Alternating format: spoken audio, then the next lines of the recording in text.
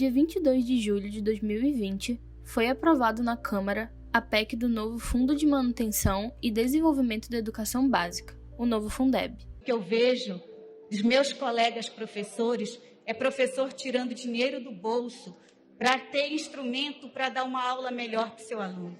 Tirar dinheiro do bolso para reproduzir material didático para dar uma aula melhor. Então, eles são heróis e heroínas e merecem respeito de toda essa casa. O financiamento, que tinha duração até o final deste ano, foi renovado e sofreu algumas alterações. Nesse novo Fundeb, a participação da União foi ampliada para 23%. A PEC segue agora para o Senado. Na semana anterior à votação, o governo Jair Bolsonaro enviou uma proposta de modificação da PEC, sugerindo, por exemplo, que entrasse em vigor apenas em 2022. Na votação, alguns pontos foram mantidos, como o ritmo de aumento da verba federal e a distribuição dos recursos do financiamento ao longo dos anos.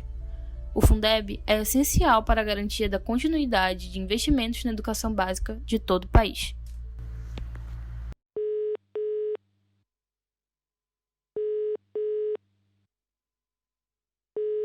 Recebemos hoje no Observatório TV a professora aposentada da Unicamp e pesquisadora Helena de Freitas. Na entrevista de hoje, a gente vai conversar um pouco sobre o novo Fundeb, um pouco sobre a formação de educadores, que é o campo de pesquisa da professora Helena, e outras questões relacionadas ao setor educacional.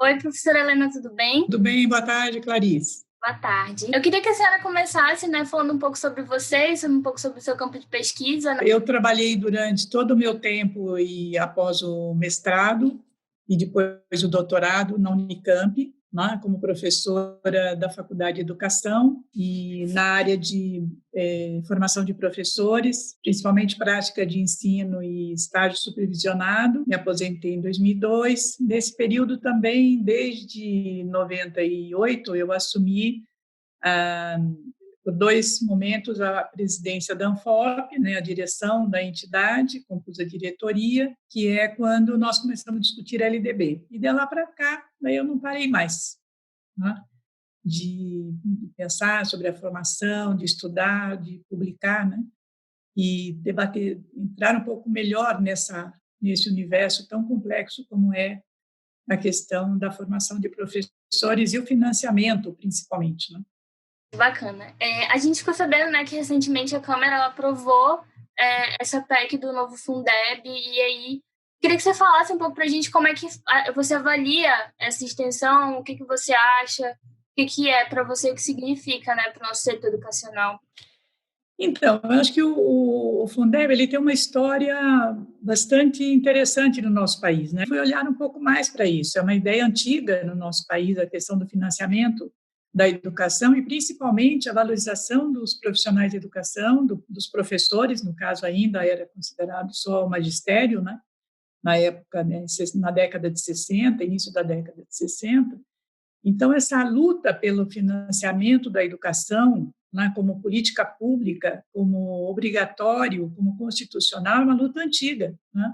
Então, nós conquistarmos hoje o Fundeb com essa feição, de uma proposta constitucional que está na Constituição, é muito importante, porque garante, de certa forma, os recursos necessários à formação de professores e à manutenção das outras condições de funcionamento da escola e da educação no nosso país. A parte de apoio, de material didático, enfim, bibliotecas, e principalmente por esse Fundeb ter considerado os profissionais de educação e os profissionais de apoio escolar, que nós chamamos anteriormente funcionários de escola, também nesse apoio para a sua formação e remuneração. Então, esse é um ganho importante também do ponto de vista do que é a escola, hoje como um espaço de formação e que contempla diversos profissionais, não só os professores. Agora, esse Fundeb, ele tem também algumas contradições. O entendimento de que, principalmente do campo da formação de professores e também agora do financiamento, esse é um campo em disputa, disputa de projetos de educação, de escola, de sociedade, que vêm e que se conformam em diferentes concepções, né, sobre como deve se dar a formação de professores, como se deve dar o financiamento, né, se ele é público, se ele é privado, se escola pública é privada, ou se escola pública é escola pública, né? Então, todos esses embates, eles estão em discussão continuamente na nossa sociedade, né? E esse Fundeb, ele acaba também tendo um pouco permeado por essas questões, principalmente na educação infantil, né? Mas esse é um debate que já vem há anos. Então, eu acho que é o momento nós também aprofundarmos isso. Mas, principalmente, eu acho que o Fundeb trata disso quando coloca a necessidade também de pensarmos como que o financiamento da educação hoje pode garantir o que está no Plano Nacional de Educação, que foi aprovado. Grande parte das metas e das formulações ali, elas foram retiradas tanto a primeira Conferência Nacional de Educação Básica em 2008, quanto a Conferência Nacional de Educação de 2010, a Conferência Nacional de Educação de 2014 reforçou, embora o PNE já estivesse pronto, né?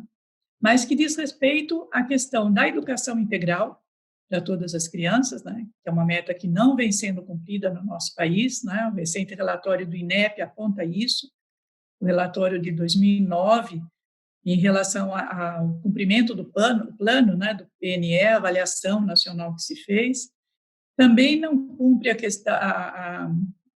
a decisão em relação às metas de formação e valorização, né, dos profissionais de educação, por exemplo, a questão da lei do piso, né, e principalmente a equiparação do piso nacional à média dos salários das demais profissões com a mesma exigência de formação em nível superior, né, que era para ter cumprido agora parte dessa meta, nesse ano 2020, e não chegamos a alcançar isso, né?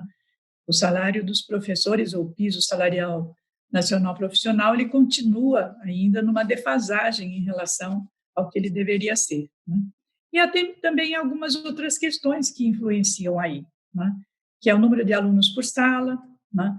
As condições de formação dos professores, como é que se desenvolve a formação continuada.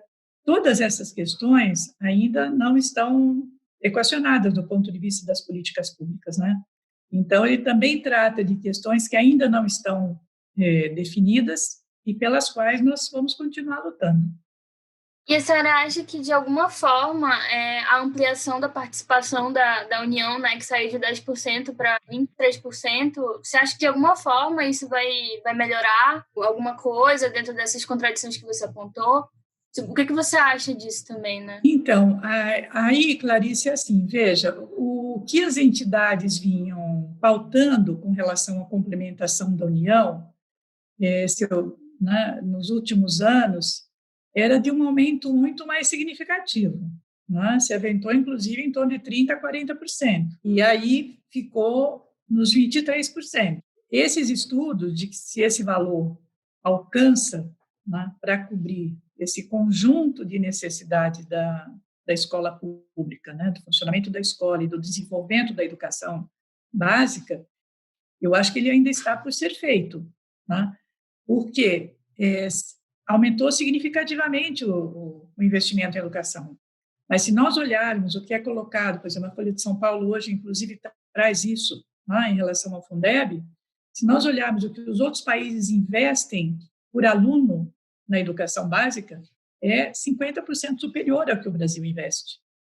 E são países que já avançaram muito, né? Ou seja, a manutenção do ensino de qualidade, uma qualidade referenciada socialmente, né, que examine o conjunto das necessidades dos jovens, da infância, desde creche até o ensino médio, ele pede investimento, muito mais investimento, né, que o nosso país ainda não fez. Eu diria que nós estamos numa fase de expansão dos recursos públicos para a educação, porque ainda nem isso nós conseguimos ainda garantir na totalidade nesse atual PEC do Fundeb, que é exclusivamente para a educação pública.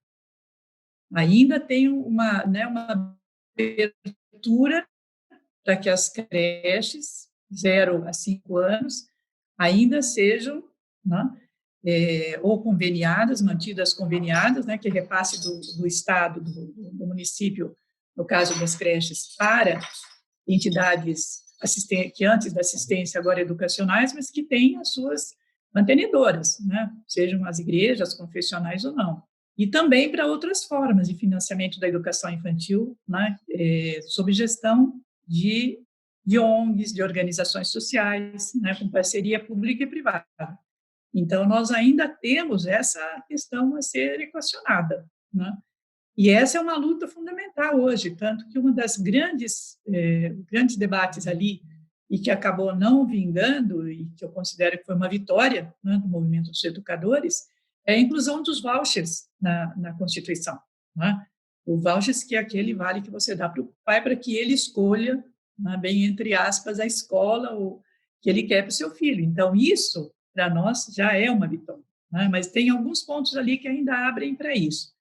Então, é a dúvida que a gente tem, como é que vamos ficar com todas as organizações sociais, por exemplo, que já estão na escola, que terceirizaram, os sistemas terceirizaram a formação continuada, por exemplo. Esse dinheiro não vai para o professor que é da escola pública e da educação pública, mas vai para a OS, vai para organizações sociais, né? Vai para fundações educacionais. Igualmente, as terceirizadas no ramo, por exemplo, da merendeira, né, do bibliotecário, do secretário de educação do laboratório.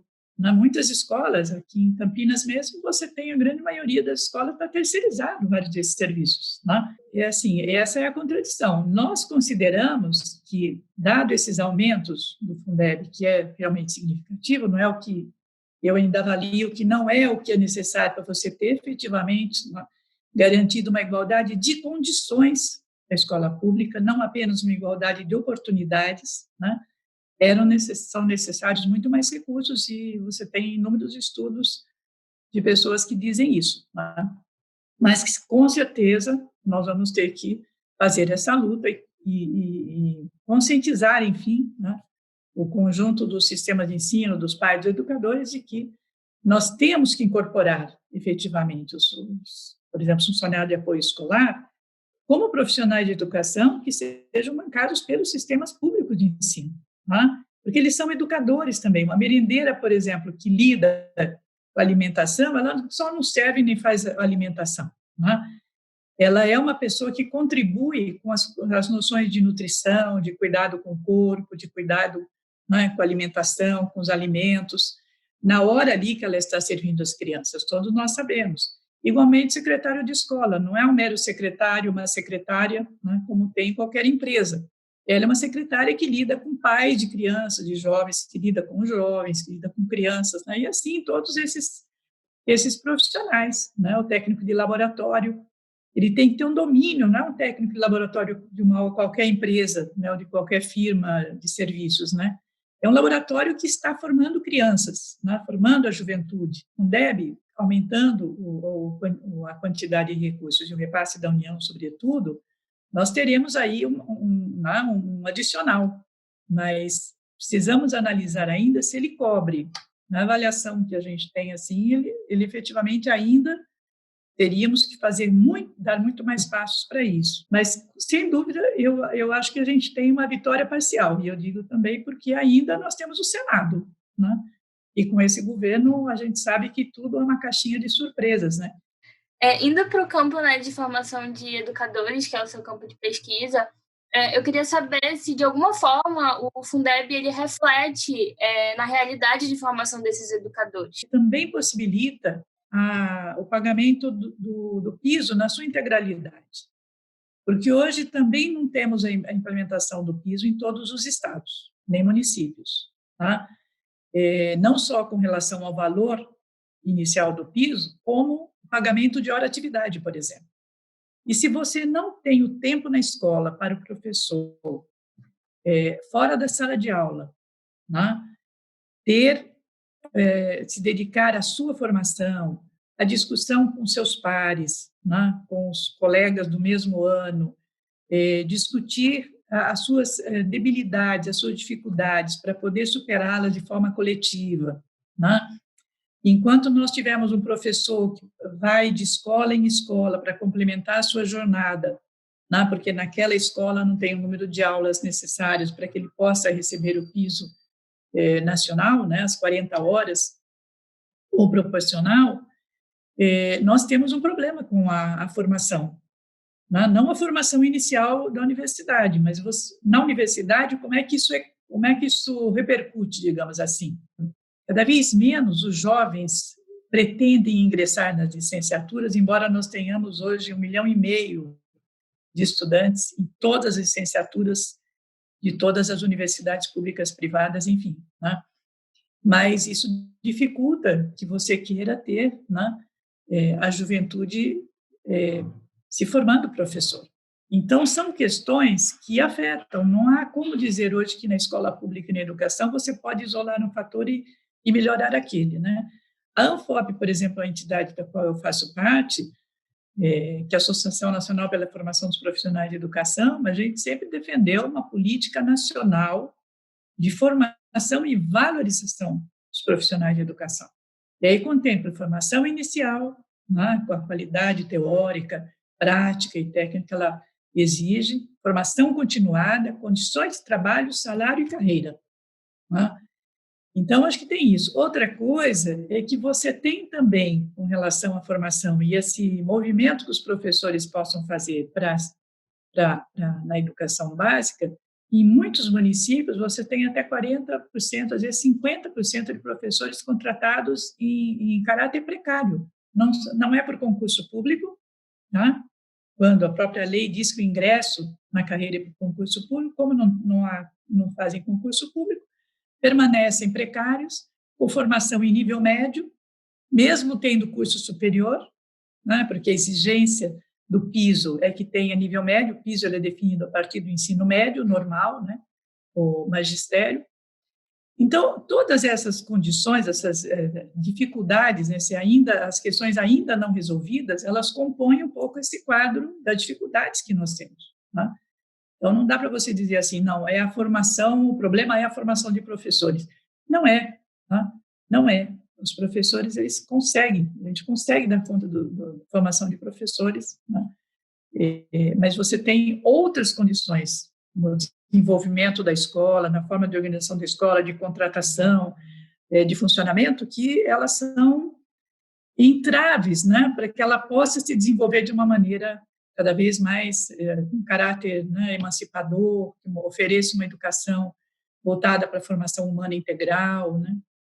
Então, um pouco é isso. Eu queria que a senhora falasse quais são as suas perspectivas e como é que você analisa o futuro do Fundeb e da educação, do setor educacional aqui no Brasil, né? Então, eu diria que pelo tempo histórico que a gente está nessa luta, nós poderíamos dizer que ela vai durar muito tempo ainda.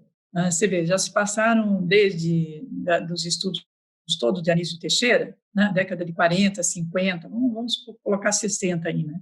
Você tem 60 anos dessa luta por um financiamento adequado.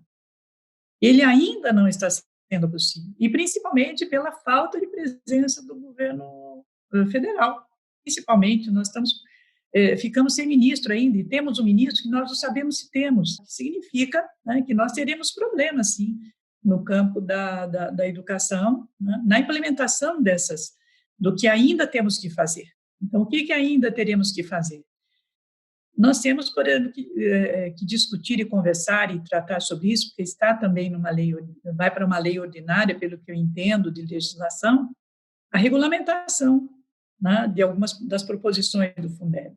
Ele constitucionalizou, mas você ainda tem que uma lei complementar, regulamentar. Portanto, tem uma discussão em nível nacional para que a gente se aprofunde. O que são esses indicadores de qualidade da educação, né, para dizer nessas palavras, o que é o Sistema Nacional de Avaliação da Educação Básica, né, o que vai ser considerado para avaliar não crianças, adolescentes e professores, mas avaliar as condições de oferecimento da educação. Né? Que escolas são essas? Como elas estão organizadas? Como tem gestão democrática? Não tem gestão democrática? Tem os profissionais necessários? Né? Tem coordenador pedagógico, orientador pedagógico, diretor, né? Pessoal de apoio suficiente para atendimento, né, dessas escolas? como é que nós vamos implementar a educação integral, quais serão, né, os critérios e as prioridades que nós teremos para implementar isso, pelo menos até 2026, com esse recurso todo. Nós vamos ter que lidar com essas questões e por isso que fica difícil nós afirmarmos, né, que dentro desse período, pelo menos que está posto com esse governo, a gente vai ter muitas dificuldades, elas vão se aprofundar. E muito cuidado no Senado, né, porque o que está se apontando também é que a investida também será lá. Então, é um desafio grande, né, que todos nós temos para conseguir batalhar no sentido da quantidade de recursos necessários, que esse é um embate, que se você não tem desenvolvimento e você reduz o papel do Estado e o financiamento do Estado, né, para todas as políticas sociais, certamente esses recursos, né, faltarão na escola, porque se você reduz imposto, também não tem imposto para ser destinado ao Fundeb. Os municípios não arrecadam, o Estado não arrecada, enfim. É um círculo bastante vicioso, né? Mas o papel dos educadores é esse, né? Batalhar e seguir para frente.